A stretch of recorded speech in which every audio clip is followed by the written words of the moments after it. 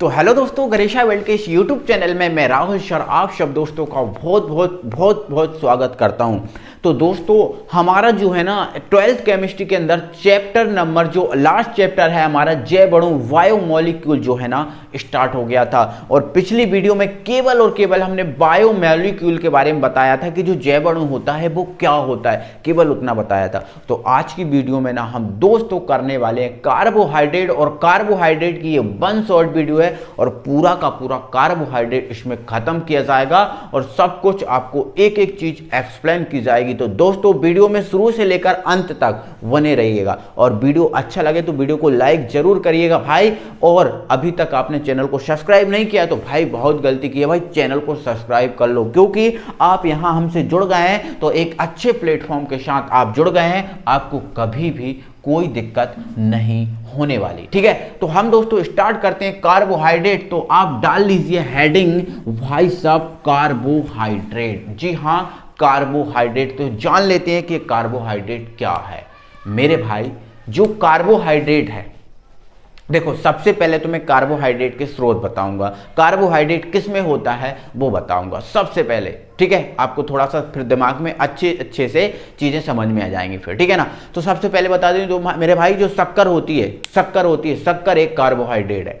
आपने सुना होगा ग्लूकोज भाई कार्बोहाइड्रेट है। आपने सुना होगा sir fructose, starch, cellulose, glycogen, ये सब मेरे भाई कार्बोहाइड्रेट हैं। क्या है भाई? कार्बोहाइड्रेट। तो कार्बोहाइड्रेट क्या है? लगभग मीठे पदार्थ होते हैं। जो मीठापन जिन पदार्थों में होता है उन पदार्थों को भाई साहब कार्बोहाइड्रेट बोलते हैं। क्या बोलते हैं? कार्बोहाइड्रेट। तो ये तो आप समझ गए कि सर कार्बोहाइड्रेट होता किस किस में। ठीक है, ये तो आप समझ गए। अब एग्जैक्ट एक परिभाषा समझ लो भाई, कार्बोहाइड्रेट की क्या परिभाषा है। तो मेरे भाई जो कार्बोहाइड्रेट होते हैं ना, ये कार्बोहाइड्रेट पॉलीहाइड्रोक्सी।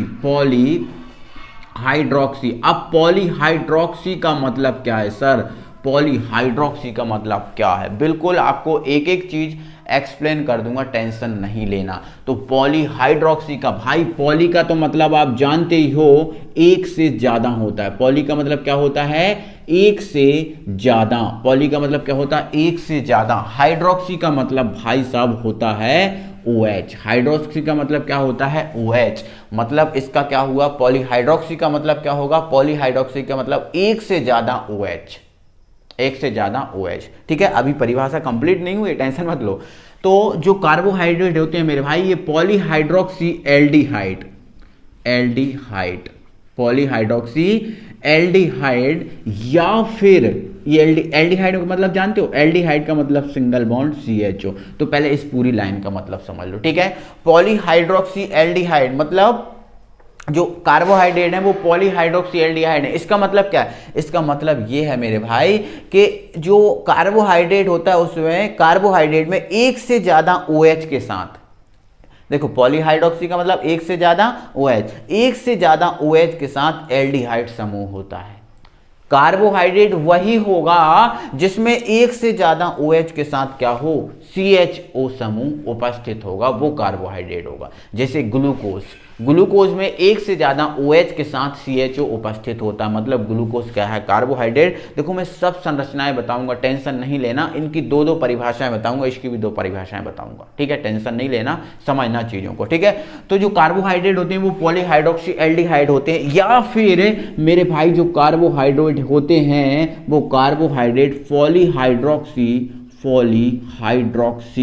पॉलीहाइड्रोक्सी कीटोन होते हैं। कीटोन का मतलब जानते हो? कीटोन का मतलब single bond CO, single bond. मतलब कार्बोहाइड्रेट वो होते हैं जिसमें एक से ज्यादा OH के साथ CHO उपस्थित हो, या एक से ज्यादा OH के साथ CO उपस्थित हो, वो कार्बोहाइड्रेट होंगे। यदि किसी कार्बनिक यौगिक में एक से ज्यादा OH के साथ CHO उपस्थित है, या फिर एक से ज्यादा OH के साथ CHO उपस्थित है, या एक से ज्यादा OH के साथ CO उपस्थित है, तो वो आपका कार्बोहाइड्रेट होगा। वो आपका क्या होगा? कार्बोहाइड्रेट होगा मेरे भाई, बिल्कुल ये कार्बोहाइड्रेट होगा। जैसे हम बात करें ग्लूकोज, इसकी बात करें भाई किसकी? ग्लूकोज। तो भाई साहब ये ग्लूकोज आपका कार्बोहाइड्रेट है। क्यों है? क्योंकि मेरे भाई इसमें एक से ज्यादा OH के साथ CHO उपस्थित होता है। कैसे होता है उसको भी मैं समझाऊंगा, टेंशन नहीं लेना। देखो आप जानते हो मेरे भाई जो जो ग्लूकोज होता है, ग्लूकोज का सूत्र क्या होता है, ग्लूकोज का सूत्र होता है C6H12O6 होता है ना। अगर मैं इस ग्लूकोज की आपको संरचना बना के दिखाऊं, ग्लूकोज की संरचना बना के दिखाऊं, तो भाई साहब इसमें कितने सी हैं, 6 सी हैं। तो सबसे पहले 6 सी को आप इस टाइप से कनेक्ट कर देना, ऐसे, ठीक है, इस टाइप से, ऐसे 1 2 3 4 5 और ये आपका 6, इस टाइप से आप कनेक्ट कर देना। 6 सी है ना। मैं आपको क्या दिखा रहा हूँ, मैं आपको ये दिखा रहा हूँ, मैं कह रहा हूँ ना कि एक से ज़्यादा इसमें OH के साथ CH उपस्थित होता है, वो कहाँ उपस्थित होता है मैं वही दिखा रहा हूँ, ठीक है ना। टेंशन मत लो भाई, ठीक है। या फिर मैं दोस्तों इनको थोड़ा सा बड़ी संरचना करके बनाता हूँ, ठीक है। यहाँ बनाता हूँ, देखो इसकी संरचना मैं यहाँ बना रहा हूँ। C आपके पास कितने हैं भाई, 6 हैं। तो 1 2 3 4 5 और ये 6 सी हो गया, ठीक है। इसमें H कितने हैं, 12 हैं। तो मेरे भाई आप क्या कीजिएगा, मेरे भाई आपको करना क्या है, इसको आप बना दो CHO, क्या बना दो, CHO। इसको आप यहाँ बना दो OH, यहाँ बना दो H। अब यहाँ अपोजिट चलना ना, है ना, ठीक है। यहाँ OH बना देना, यहाँ H बना देना, यहाँ OH बना देना, यहाँ H बना देना, यहाँ H बना देना, यहाँ OH बना देना, यहाँ OH बना देना, यहाँ H बना देना। काउंट करो कितने H हैं कितने O हैं। तो देखो C आपके 6 हैं, 1 2 3 4 5 6। H देख लो आपके कितने हैं, 1 2 3 4 5 6 7 8 9 10 11 और ये बचा हुआ ये 12, ठीक है। O कितने हैं, तो 1 O 2 3 O 4 O 5 O 6 O है। बिल्कुल भाई, ये ग्लूकोज की संरचना है। ये किसकी संरचना है, ग्लूकोज की संरचना है। तो आप इस संरचना में देख सकते हो कि देखो एक से ज्यादा OH है, पॉलीहाइड्रोक्सी लिखा है ना, तो देखो 1 2 3 4 5, एक से ज्यादा OH है। और एक से ज्यादा OH के साथ कौन जुड़ा है, CHO जुड़ा है। ये आप देख लो CHO जुड़ा है, ठीक है। तो मेरे भाई जब एक से ज्यादा OH के साथ CHO जुड़ा हो तो वही तो आपका होता है कार्बोहाइड्रेट। मतलब ग्लूकोज क्या है, कार्बोहाइड्रेट है, ठीक है ना, कार्बोहाइड्रेट है। ये एग्जाम्पल है इसका, ठीक है। चलो ग्लूकोज क्या है, कार्बोहाइड्रेट है, ठीक है। इसके बाद अगर हम बात करें, ठीक है, इसके बाद अगर हम बात करें भाई फ्रक्टोज की, किसकी बात करें, फ्रक्टोज की बात करें, ठीक है, फ्रक्टोज की बात करें तो फ्रक्टोज का सूत्र भी सर C6H12O6 होता है, ठीक है। ये भी मेरे भाई कार्बोहाइड्रेट है। क्यों है कार्बोहाइड्रेट, तो उसको भी जान लो भाई। फ्रक्टोज में कितने कार्बन है, तो आप देख पा रहे हो 6 कार्बन, ठीक है। 1 2 3 4 5 और ये रहा 6, ठीक है। ये रहा आपका क्या, 6 रहा ना। इसके बाद हमें क्या करना है भाई, इसके बाद हमें देखना है, इसको देखो यही वाली संरचना बनाना है। देखो ग्लूकोज और फ्रक्टोज का सूत्र समान है। देखो हम ये कहेंगे सर ग्लूकोज और फ्रक्टोज का सूत्र समान है तो इसमें अंतर क्या हुआ, ये भी हमारा क्वेश्चन बन सकता है। तो अंतर क्या हुआ, तो भाई अंतर क्या है उसी चीज पे हम बात करेंगे। देखो यहाँ समझो, यहाँ पर देखो इसका सूत्र दोनों के क्या है, समान, ठीक है। बट अंतर क्या है, देखो अंतर हम देख पा रहे हैं, इसमें एक से ज्यादा OH के साथ क्या है, CHO। इसमें क्या है वो देखेंगे, ठीक है।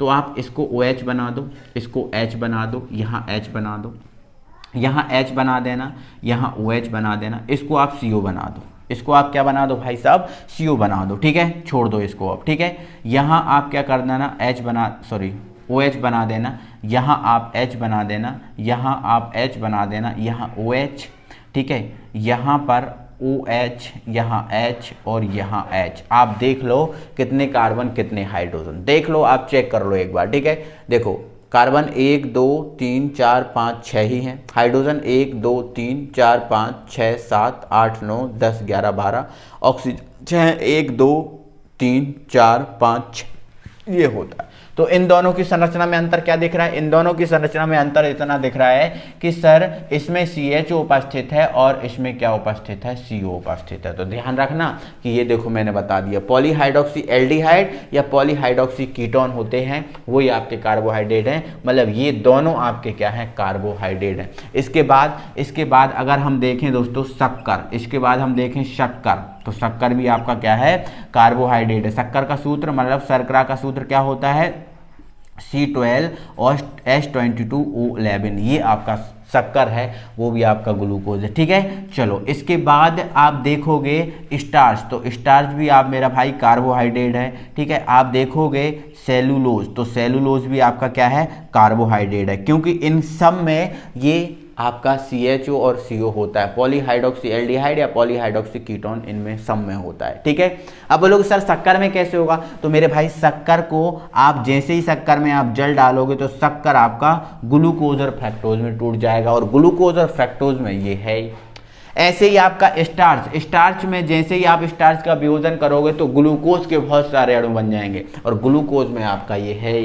ठीक है, ऐसे ही सेलुलोज का करोगे तो सेलुलोज में आप जैसे ही जल डालोगे बहुत सारे ग्लूकोज बन जाएंगे, और जब बहुत सारे ग्लूकोज बन जाएंगे तो ग्लूकोज में तो आपका ये है ही है। आई होप आप ये सब समझ पाए होंगे, दिक्कत नहीं होगी। ठीक है, ये आपकी इसकी पहली परिभाषा।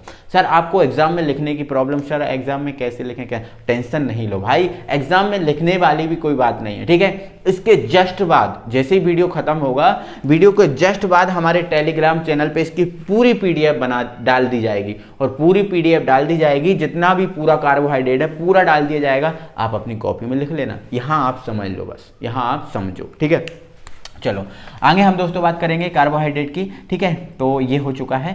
अब आगे हम दोस्तों बात करेंगे, ये तो हमने समझ लिया कि कार्बोहाइड्रेट क्या है, पॉलीहाइड्रोक्सी एल्डिहाइड या पॉलीहाइड्रोक्सी कीटोन होता है, ये हमने समझ लिया। एक चीज़ और समझो, एक और परिभाषा हम कार्बोहाइड्रेट की जानेंगे, वो अगली परिभाषा हमारा ये है दोस्तों। ठीक है, कि कार्बोहाइड्रेट वो होते हैं जिनमें कार्बन, हाइड्रोजन और ऑक्सीजन ये तीनों उपस्थित होते हैं। कार्बोहाइड्रेट वो होते हैं जिनमें कार्बन, हाइड्रोजन और ऑक्सीजन तीनों उपस्थित होते हैं, वो आपके कार्बोहाइड्रेट होते हैं। ये क्वेश्चन है, कार्बोहाइड्रेट कौन है, कार्बोहाइड्रेट वो हैं जिनमें कार्बन, हाइड्रोजन और ऑक्सीजन तीनों उपस्थित होते हैं, उन्हें कार्बोहाइड्रेट कहते हैं। तो ये परिभाषा भी आप लिख सकते हो। ठीक है, ठीक है, ये परिभाषा भी आप लिख सकते हो। ऐसे पदार्थ जिनमें कार्बन, हाइड्रोजन और ऑक्सीजन तीनों उपस्थित होते हैं कार्बोहाइड्रेट कहलाते हैं। बट ये परिभाषा दोस्तों पुरानी परिभाषा है, ये परिभाषा पुरानी परिभाषा है। ठीक है, और ये जो हमने बताई है ये आपकी नई परिभाषा है। तो कुछ तथ्य इस परिभाषा को गलत सिद्ध करते हैं, कुछ तथ्य ऐसे हैं जो इस परिभाषा को गलत सिद्ध करते हैं, इसलिए ये परिभाषा हम लिखने को आपसे नहीं कहते, लेकिन आप इसको याद तो रख ही सकते हो। ठीक है, तो ये आपका कार्बोहाइड्रेट। अब दोस्तों आगे हम कार्बोहाइड्रेट पे बात करेंगे। तो मेरे भाई जो कार्बोहाइड्रेट है ऊर्जा का मुख्य स्रोत है, जो कार्बोहाइड्रेट है ना भाई, ये ऊर्जा का मुख्य स्रोत है कार्बोहाइड्रेट। ठीक है, कार्बोहाइड्रेट क्या है, ऊर्जा का मुख्य स्रोत है। ठीक है, ऊर्जा का मुख्य स्रोत है। ठीक है, ये मुख्य स्रोत है, मतलब कार्बोहाइड्रेट से हमें ऊर्जा प्राप्त होती है। क्या प्राप्त होती है भाई, ऊर्जा प्राप्त होती है। भाई साहब आपको कितनी भी भूख लगी हो, कितनी भी भूख लगी हो, आप घर आके एक चम्मच शक्कर खा लो, आपकी भूख शांत हो जाएगी, आपकी भूख शांत हो जाएगी। क्यों, क्योंकि आपने शक्कर के रूप में भाई कार्बोहाइड्रेट खाया है, और कार्बोहाइड्रेट एक ऊर्जा का स्रोत है, तो आपके बॉडी को ऊर्जा मिल गई, जिससे आपकी भूख जो है ना वो शांत हो गई। तो समझ पा रहे हो ना, तो कार्बोहाइड्रेट क्या है, ऊर्जा का एक स्रोत है। एक विशेष बात और समझो मेरे भाई, जो कार्बोहाइड्रेट है, ये जो आपको दिख रहा है ना कार्बोहाइड्रेट, ये जो आपका कार्बोहाइड्रेट है, ये मेरे भाई यहाँ पर थोड़ा सा रुकना 1 मिनट। हाँ, ये जो कार्बोहाइड्रेट है भाई साहब, ये कार्बोहाइड्रेट का मुख्य स्रोत जो है वो पेड़ पौधे हैं। कार्बोहाइड्रेट का मुख्य स्रोत क्या है, पेड़ पौधे हैं भाई। पेड़ पौधे जो है ना, पेड़ पौधों में जो है ना ठूस ठूस के कार्बोहाइड्रेट भरा होता है। तो पेड़ पौधों का मुख्य आधार क्या है भाई, क्या है, पेड़ पौधे हैं। ठीक है, सॉरी, कार्बोहाइड्रेट का मुख्य आधार क्या है, पेड़ पौधे हैं। और पेड़ पौधों का जो 70% भाग है, कितना प्रतिशत भाग, 70% भाग, पेड़ पौधों का 70% भाग। ठीक है, 70% भाग जो है ना वो कार्बोहाइड्रेट का बना होता है। ठीक है, कार्बोहाइड्रेट का बना होता है 70% भाग।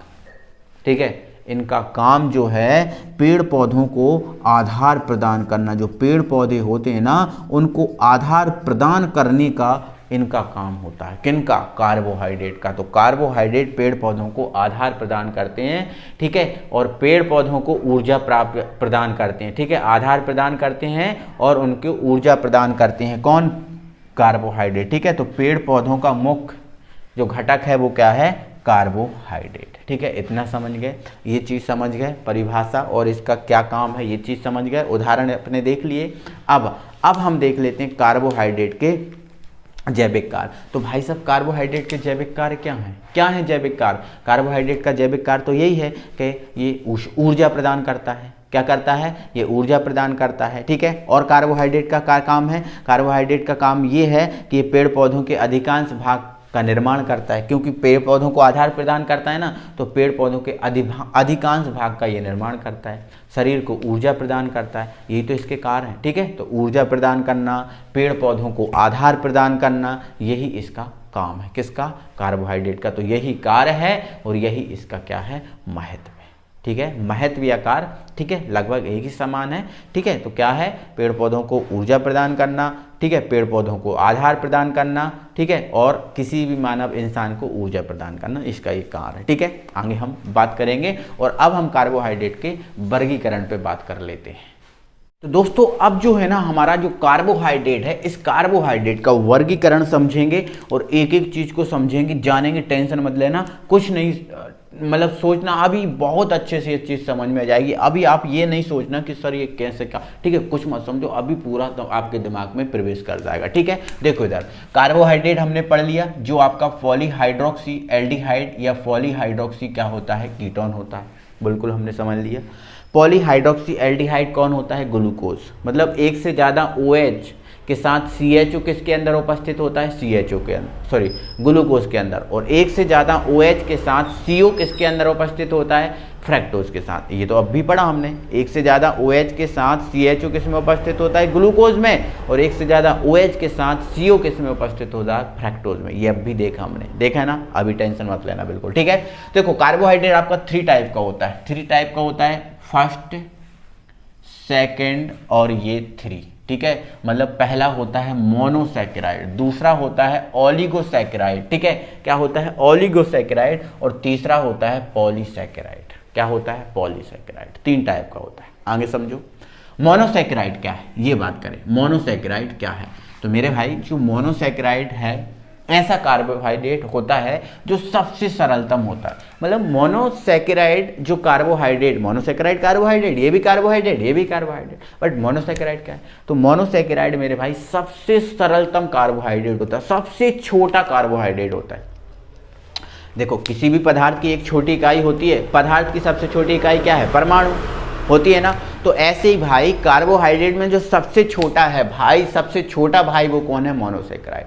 उससे थोड़ा बड़ा भाई कौन है, ओलिगोसैकेराइड, और उससे बड़ा भाई कौन है, पॉलीसैकेराइड। 3 सैकेराइड। ठीक है, तो मोनोसैकेराइड क्या है, सबसे सरलतम सैकेराइड, सबसे सरलतम सैकेराइड। ये ऐसा सबसे सरलतम है कि इसका जल अपघटन नहीं होता, मतलब इसमें जल डालेंगे तो ये टूटेगा नहीं, इसका वियोजन नहीं होगा, टूटेगा नहीं मतलब इसका वियोजन नहीं होगा। किसका, मोनोसैकेराइड का। मोनोसैकेराइड सबसे छोटा है, इसका कोई भी जल अपघटन नहीं होगा, जल इसमें डालने पर इसका कोई वियोजन नहीं होगा, कोई इसका आयनन नहीं होगा। किसका, मोनोसैकेराइड का। ठीक है, लेकिन जल में घुल जाएगा, लेकिन ये जल में घुल जाएगा। ठीक है, घुल जाएगा। देखो भाई घुलना और वियोजन होना अलग अलग बातें होती हैं। ठीक है, घुलना और वियोजन होना अलग अलग बातें होती हैं। जैसे दूध को हम जल में मिला देंगे, जल दूध में मिल जाएगा, ठीक है, लेकिन दूध को हम देखेंगे कुछ समय तक अगर रखा रहने दें 8-10 घंटे तक, तो जो दूध होता है वो दही में परिवर्तित हो जाता है, तो वो वियोजन हो जाता है। दूध अलग फिर वसा अलग हो जाती है, वो चीज़ वियोजन है। वियोजन होने पर कोई चीज़ टूट जाती है, घुलना और टूटना एक अलग अलग बातें होती है। ठीक है, तो ये सबसे सरलतम होते हैं जिनका जल अपघटन नहीं होता, बट जल में ये घुल जाते हैं। ठीक है, अब इसके अंदर कौन आता है, तो मोनोसैकेराइड के अंदर मेरे भाई 2 आते हैं। ठीक है, एक आता है एल्डोज और दूसरा आता है आपका कीटोस। अब एल्डोज क्या है, तो मेरे भाई एल्डोज वो है जिसमें एक से ज्यादा OH के साथ CHO उपस्थित होता है, एक से ज्यादा OH के साथ क्या उपस्थित होता है, CHO। तो एक से ज्यादा OH के साथ CHO किस में उपस्थित होता है? अब भी मैंने आपको कार्बोहाइड्रेट समझा रहा था तो उसमें बताया था। तो किस में उपस्थित होता है? ग्लूकोज में उपस्थित होता है। किस में उपस्थित होता है? ग्लूकोज में। तो एल्डोज क्या है? ग्लूकोज। एल्डोज का उदाहरण क्या है? तो एल्डोज का उदाहरण है ग्लूकोज। क्यों है सर ग्लूकोज? क्योंकि एल्डोज का मतलब क्या होता है? एल्डोज का मतलब यू होता है कि जिसमें एक से ज्यादा OH के साथ CHO उपस्थित हो, और एक से ज्यादा OH के साथ CHO ग्लूकोज में उपस्थित होता है, इसलिए ग्लूकोज एल्डोज का उदाहरण है। अब बात करें कीटोज। तो कीटोज, तो भाई कीटोज का मतलब होता है जिसमें एक से ज्यादा OH के साथ CO उपस्थित हो। एक से ज्यादा OH के साथ क्या उपस्थित हो? CO उपस्थित हो, वो आपका कीटोज कहलाएगा। कीटोज मतलब CO, ठीक है। तो ऐसा किस में होता है? तो ऐसा सर होता है फ्रैक्टोज में। किस में होता है भाई? फ्रैक्टोज में। अब फ्रैक्टोज मैंने आपको बताया था ना, फ्रैक्टोज में यही तो होता है, एक से ज्यादा OH के साथ क्या उपस्थित होता है? एक से ज्यादा OH के साथ CO उपस्थित होता है। किसमें? फ्रैक्टोज में। अभी संरचना बताई थी, ठीक है। और तीनों के सूत्र आपको पता है समान, C6H12O6, और इसका भी C6H12 और O6 ये भी होता है। क्लियर हो गया? तीसरा और होता है मेरे भाई, तीसरा आपका होता है गैलेक्टोज। क्या होता है? गैलेक्टोज, ठीक है। तीसरा आपका जो है ना मतलब मोनोसेक्राइड, तीसरा जो मोनोसेक्राइड है वो आपका गैलेक्टोज होता है। और गैलेक्टोज में एल्डोज भी और कीटोज दोनों आ जाते हैं। जो गैलेक्टोज होता है उसमें एल्डोज और कीटोज दोनों आ जाते हैं, इसलिए कोई प्रकार नहीं है, ये मैंने अलग से बता दिया। और गैलेक्टोज का भी सूत्र होता है C6H12O6। क्लियर? तो ये समझ गए। मोनोसेक्राइड को एक बार हल्का सा रिवीजन मारते हैं। मोनोसेक्राइड क्या होता है? सबसे सरलतम कार्बोहाइड्रेट होता है जिसका जल अपघटन नहीं होता बट जल में घुल जाते हैं। ये कितने टाइप के होते हैं? 2, एल्डोज, कीटोज। एल्डोज में कौन आता है? ग्लूकोज। कीटोज में कौन आता है? फ्रक्टोज, ठीक है। एक अन्य और है गैलेक्टोज, जिसका सूत्र, इन तीनों के सूत्र क्या है? समान। तो आप याद ये रखोगे कि मोनोसेक्राइड क्या है। तो मोनोसेक्राइड क्या है? ग्लूकोज मोनोसेक्राइड है? बिल्कुल है। फ्रक्टोज मोनोसेक्राइड है? बिल्कुल है। क्या गैलेक्टोज मोनोसेक्राइड है? बिल्कुल जी हाँ है। ओके, आगे बढ़े, चीजें क्लियर। मोनोसेक्राइड कंप्लीट, ठीक है। आ जाओ ऑलिगोसेक्राइड पे। तो भाई ऑलिगोसेक्राइड वो होता है जिसका जल अपघटन होता है, मतलब जैसे ही जल डालेंगे तो इनका वियोजन हो जाएगा। जैसे ही हम इसमें जो ऑलिगोसेक्राइड है इसमें हम जल डालेंगे ना भाई, तो जल डालने पर इसका वियोजन हो जाएगा। वियोजन हो जाएगा। अब वियोजन हो जाएगा, बिल्कुल सर वियोजन हो जाएगा, बिल्कुल। और जब वियोजन होगा तो 2 से लेकर 10 मोनोसेक्राइड के अणु उत्पन्न कर सकते हैं। कोई 2 कर सकता है, कोई 10 कर सकता है, ठीक है। जैसे एक उदाहरण हम आपको बताते हैं, जैसे आपका एक शक्कर है हमारे पास, क्या है? शर्करा, जिसका सूत्र क्या होता है?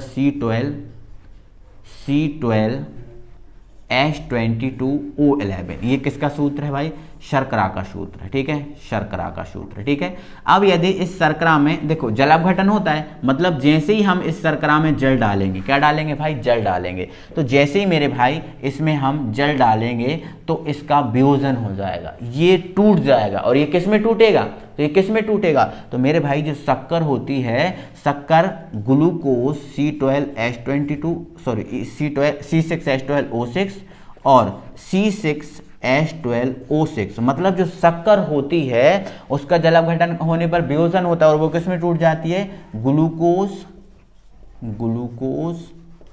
और फ्रक्टोज में। ग्लूकोज और किस में टूट जाती है? फ्रक्टोज में टूट जाती है, ठीक है। तो हम आपसे ये कह रहे हैं कि जब शक्कर का वियोजन हुआ तो शक्कर से कितने मोनोसेक्राइड प्राप्त हुए? तो आप कहोगे सर 2 प्राप्त हुए, एक ग्लूकोज का और एक फ्रक्टोज का।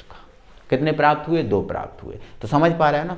तो ये जल अपघटन होता है, और जल अपघटन पर 2 से लेकर 10 मोनोसेक्राइड का उत्पन्न करते हैं। और मोनोसेक्राइड कौन? ग्लूकोज, फ्रक्टोज और गैलेक्टोज। मतलब इनका जल अपघटन होगा तो 2 से लेकर 10 मोनोसेक्राइड के अणु उत्पन्न कर सकती हैं। तो कोई 2 मोनोसेक्राइड उत्पन्न करेगा, जैसे इसने 2 मोनोसेक्राइड उत्पन्न करे, कोई 3, कोई 4, कोई कहां तक कर सकता है भाई? 10 तक कर सकता है, ठीक है ना। चलो, तो ध्यान रखना है कि जल अपघटन होता है और 2 से 10 तक मोनोसेक्राइड के अणु उत्पन्न करते हैं, ठीक है, जैसे ये समझाया। अब ये 3 टाइप के होते हैं। पहला होता है भाई आपका, हाँ ठीक है, 1 मिनट। पहला आपका होता है di oligosaccharide. Di oligosaccharide, di का मतलब क्या होता है? 2, डाई का मतलब क्या होता है? 2। तो ये ऐसे ओलिगोसैकेराइड होते हैं जिनका जल अपघटन होगा तो जल अपघटन पर मोनोसैकेराइड के 2 अणु उत्पन्न करेंगे। कितने अणु उत्पन्न करेंगे? 2 अणु उत्पन्न करेंगे। डाई का मतलब 2। और ये मोनोसैकेराइड ऐसे होंगे जो जिनका जल अपघटन होगा तो 3 उत्पन्न करेंगे, और ये कितने करेंगे? 4 उत्पन्न करेंगे। ठीक है, तो डाई ओलिगोसैकेराइड में कौन आता है? तो मेरे भाई जो डाई ओलिगोसैकेराइड है इसमें कौन आता है? सुक्रोज। सुक्रोज मतलब शक्कर, सुक्रोज मतलब शक्कर आती है। ठीक है, और कौन आता है? जैसे माल्टोस, माल्टोस। ठीक है, और कौन आता है? तो और आता आपका लैक्टोस। कौन आता है? लैक्टोस। ठीक है, तो आपका जो है ना डाई ओलिगोसैकेराइड में सुक्रोज, माल्टोस और लैक्टोज आते हैं, और तीनों के सूत्र एक जैसे हैं। C6H12 C12 H22 और O11, तीनों के सुक्रोज, माल्टोज और लैक्टोज तीनों के सूत्र क्या हैं? एक जैसे हैं। ठीक है, अब थोड़ा सा याद रखना, देखो ये भी 2 मोनोसैकेराइड के अणु उत्पन्न करेगा, ये भी करेगा 2 और ये भी 2 उत्पन्न करेगा। अब बट बात ये है, देखो तीनों के सूत्र ये हैं और तीनों का जल अपघटन ऐसा ही होने वाला है। ठीक है, जैसे हमने शक्कर लिख दिया तो ये शक्कर का हो गया। ठीक है, शक्कर का होगा। अब जैसे हम माल्टोज लिख लें तो माल्टोज का हो जाएगा, और जैसे हम लैक्टोज लिखते हैं तो लैक्टोज का हो जाएगा। तीनों का सूत्र ऐसा ही है, तीनों का सूत्र ऐसा ही है, तो जल अपघटन में क्या होगा? समान होगा। बट समझने वाली यहाँ पर बात यह है कि जैसे सुक्रोज की बात करें तो सुक्रोज जल अपघटन पर 2 अणु दे रहा है, तो एक ग्लूकोज का दे रहा है और एक फ्रैक्टोज का दे रहा है। क्या माल्टोज भी ऐसे ही करेगा? और माल्टोज क्या लैक्टोज भी ऐसे ही करेगा? तो उसको समझ लो। तो मेरे भाई जैसे आप समझो, जैसे हमने इस सुक्रोज है, इस सुक्रोज का जल अपघटन किया तो 2 अणु दिए। किसके दिए? 2 अणु दिए, एक ग्लूकोज का और एक फ्रैक्टोज का। तो जो शक्कर है वो एक ग्लूकोज का अणु देता है और एक फ्रैक्टोज का देता है। किसका? ग्लूकोज का और फ्रैक्टोज का। लेकिन जब माल्टोज का जल अपघटन करोगे तो दोनों अणु आपको किसके मिलेंगे? फ्रैक्टोज के मिलेंगे। किसके मिलेंगे? फ्रैक्टोज के मिलेंगे। ठीक है, और लैक्टोज का जल अपघटन करोगे तो एक आपको मिलेगा ग्लूकोज का और एक मिलेगा आपको गैलेक्टोज का। ठीक है, गैलेक्टोज का। ठीक है, गैलेक्टोज का। ठीक है, तो इस चीज को आप याद रखो। ठीक है, तो लैक्टोज का करोगे तो एक ग्लूकोज और एक गैलेक्टोज का अणु मिलेगा। ठीक है, इतना समझ गए?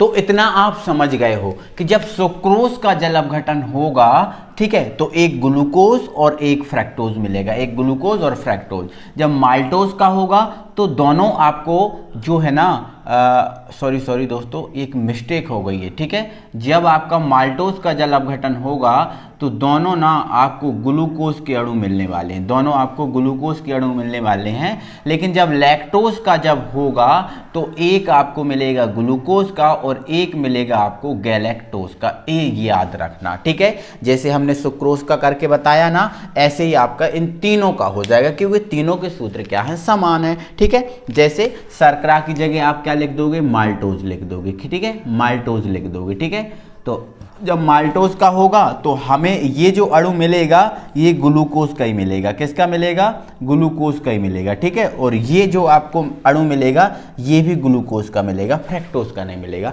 आप अलग से उसका जल अपघटन करा देना। समझ तो पा रहे हो ना? ठीक है, ऐसे ही आप लैक्टोज का करोगे, लैक्टोज का करोगे। ठीक है, तो ये आपको ये जो अणु है वो किसका मिलेगा? आपको ग्लूकोज का मिलेगा, और ये मिल जाएगा आपको गैलेक्टोज का। ठीक है, किसका मिल जाएगा? गैलेक्टोज का। ठीक है, ये ऐसे करके आपको याद रखना। तीनों के जल अपघटन एक जैसे होंगे, समान होंगे। ठीक है, अच्छा अब आता है आपका कौन सा? Try oligosaccharide. एक बार इनका स्क्रीनशॉट ले लें। ठीक है, मैं इसको हटा दूंगा, फिर ट्राई ओलिगोसैकेराइड के मैं एग्जाम्पल आपको समझाऊंगा। ठीक है, चलो तो एक बार स्क्रीनशॉट ले लें इसका। ठीक है, ले लिया, चलो हटा देते हैं। ठीक है, अब ट्राई ओलिगोसैकेराइड की बात करें तो मेरे भाई जो ट्राई ओलिगोसैकेराइड होता है इसमें आता है आपका रैपिनोज। ट्राई ओलिगोसैकेराइड का उदाहरण क्या है? रैपिनोज। ठीक है, और ये जो रैपिनोज होता है सर, ये क्या होता है? तो मेरे भाई जो रैपिनोज होता है इसका सूत्र होता है C18H32O16। ठीक है, C18H32 और O आपका 16, ये होता है 32 है ये। ठीक है, 32 है। ठीक है, ये रैपिनोज का सूत्र होता है। किसका भाई, रेपिनोज का। ठीक है, अब इसका जल अपघटन करेंगे तो ये 3 अणु देगा। क्यों? क्योंकि ट्राई ओलिगोसैकेराइड है और ट्राई ओलिगोसैकेराइड का जल अपघटन करने पर ये मोनोसैकेराइड के 3 अणु उत्पन्न करते। ठीक है, तो ऐसे ओलिगोसैकेराइड जिनका जल अपघटन करने पर मोनोसैकेराइड के 3 अणु उत्पन्न होते हैं, क्या कहलाते हैं आपके, ट्राई ओलिगोसैकेराइड। ठीक है, तो यहाँ पर आप इसको देख लें, इसको यहाँ पर मैं इसका जल अपघटन करा दे रहा हूँ। ठीक है, चलो रेपिनोज का दिखा दे रहा हूँ यहाँ पर, C18 H32 और O16। ठीक है, ये आपका रेपिनोज है, रेपिनोज। ठीक है, इसका जल अपघटन करोगे तो इसमें 2 अणु लोगे जल के। कितने अणु लोगे, 2 अणु। ठीक है, जब इसका जल अपघटन करोगे तो ये आपको एक C6H12O6 C6H12O6 और C6H12O6, ये 3 अणु मिल जाएंगे। आप देख भी लो, C कितने हैं, 18, तो 6 दूनी 12, 6 3 18।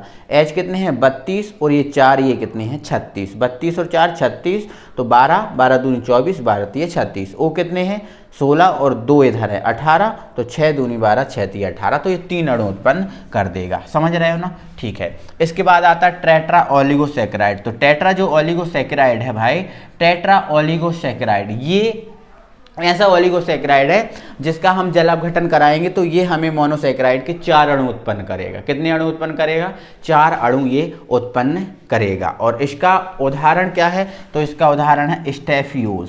ठीक है, स्टेफियोज, इसका उदाहरण क्या है भाई, स्टेफियोज। और स्टेफियोज का सूत्र क्या होता है, तो स्टेफियोज का मेरे भाई सूत्र होता है C24 H42 और आपका जो O होता है ये होता है आपका 21, ये सूत्र होता है। ठीक है, जैसे इसका जल अपघटन कराओगे तो ये 4 अणु उत्पन्न करेगा। ठीक है, कितने अणु उत्पन्न करेगा, 4 अणु। अब इसमें देख लो, इसमें आपको 2 ग्लूकोज के मिलेंगे और 1 फ्रैक्टोज का मिलेगा। ठीक है, रेपिनोज में क्या होगा, 2 ग्लूकोज के अणु, मतलब ये ग्लूकोज का और ये ग्लूकोज का, और ये आपको फ्रैक्टोज का मिल जाएगा। ठीक है, अब टेट्रा ओलिगोसैकेराइड का स्टेफियोज, इसका जल अपघटन करोगे तो 4 अणु उत्पन्न होंगे। जैसे इसके किया है ऐसे इसका कर लेना। बस इसमें क्या करना कि इसमें 2 अणु लिए जल के, तो इसमें 3 अणु ले लेना जल के। ठीक है, कर लेना, तो 2 ग्लूकोज के मिलेंगे और 2 फ्रैक्टोज के, मतलब दोनों मोनोसैकेराइड हैं तो 2 ग्लूकोज और 2 फ्रैक्टोज इस टाइप से। ठीक है, तो ये आपका टेट्रा ओलिगोसैकेराइड। आई होप आप समझ गए होगे, दिक्कत नहीं होगी। ठीक है, अब आता है आपका पॉलीसैकेराइड। तो पॉलीसैकेराइड में भाई 2 होते हैं, एक होमोपॉलीसैकेराइड, होमो का मतलब सम, होमो का मतलब सम पॉलीसैकेराइड, और हेट्रो का मतलब होता है विषम। क्या होता है, विषम, तो हेट्रोपॉलीसैकेराइड। ठीक है, तो होमोपॉलीसैकेराइड होता है मेरे भाई, जो आपका होमोपॉलीसैकेराइड होता है, इसका उदाहरण क्या है, तो मेरे भाई इसका जो उदाहरण है होमोपॉलीसैकेराइड का, ये जो है इसका उदाहरण जो है आपका वो है स्टार्च,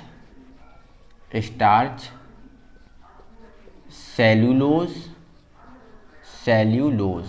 ठीक है, और एक उदाहरण, एक सेकंड थोड़ा सा, हाँ, स्टार्च हो गया, सेल्यूलोज हो गया, और एक उदाहरण और इसका है जो है आपका ग्लाइकोजन।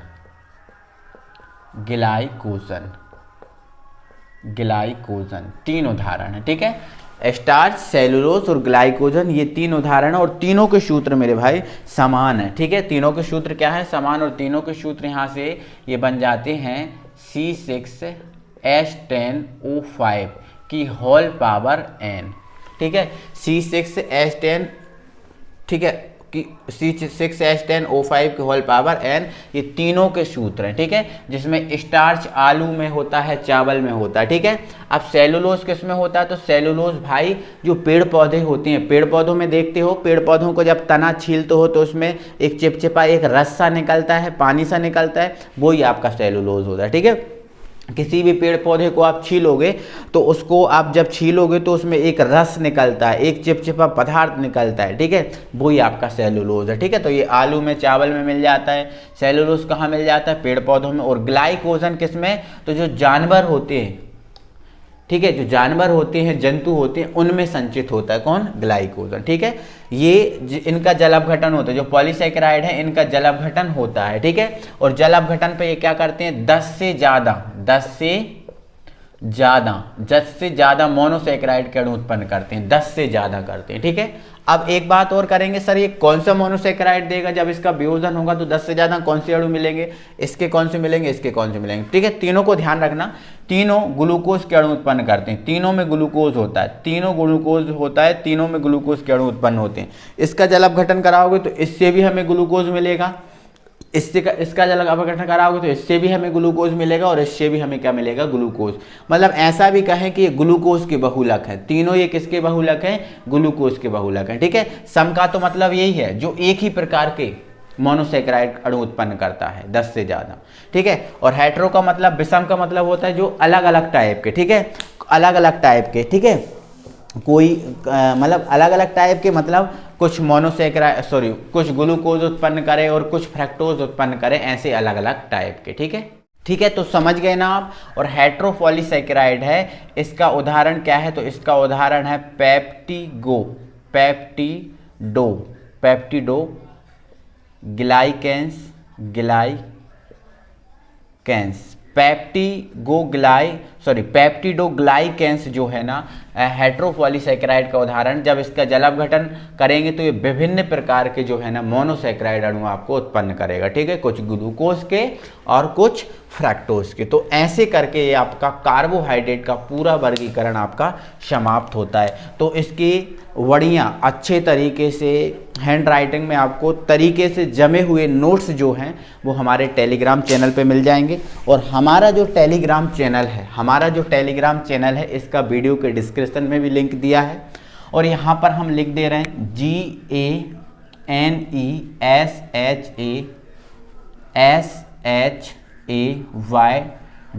GANESHAYWORLD, ये गणेशाय वर्ल्ड हमारा जो टेलीग्राम चैनल है, इस पे जाके आप ज्वाइन कर ले सकते हैं और वहाँ से आप PDF इसकी प्राप्त कर सकते हैं। ठीक है, तो वीडियो अच्छा लगा तो एक वीडियो को लाइक करें, चैनल पे नए हो तो चैनल को सब्सक्राइब करें। मिलते हैं अगले वीडियो में, तब तक के लिए थैंक यू वेरी मच।